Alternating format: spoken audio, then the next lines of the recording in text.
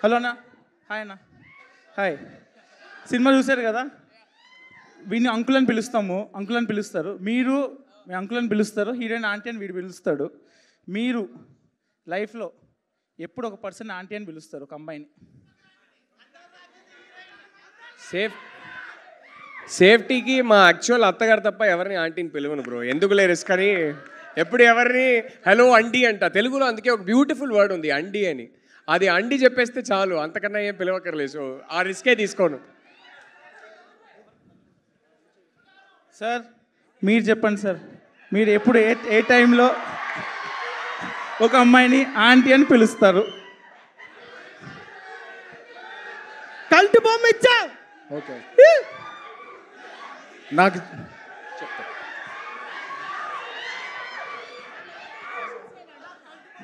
జనరల్గా యాంటీబయాటిక్స్ పడవు.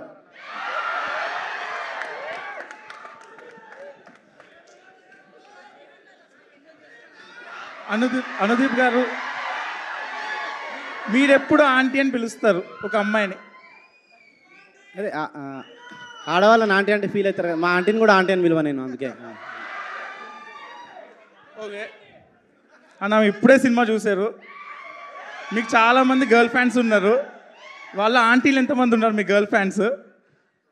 మీరు ఒకవేళ ఒక ఆంటీ వచ్చి మీకు ప్రపోజ్ చేస్తే చెప్పండి, మీరు ఏ టైంలో ఆంటీ అని పిలుస్తారు? మా ఇంటికి వాళ్ళు సంబంధాలు పంపించినప్పుడు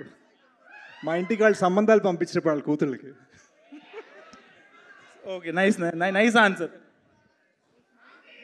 సార్ మీరెప్పుడు ఏ టైంలో ఒక అమ్మాయిని ఆంటీ అని పిలుస్తారు?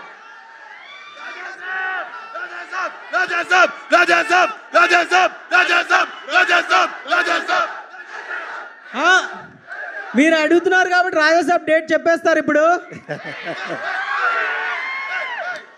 చెప్పకపోతే నీ మీద ఒట్టే.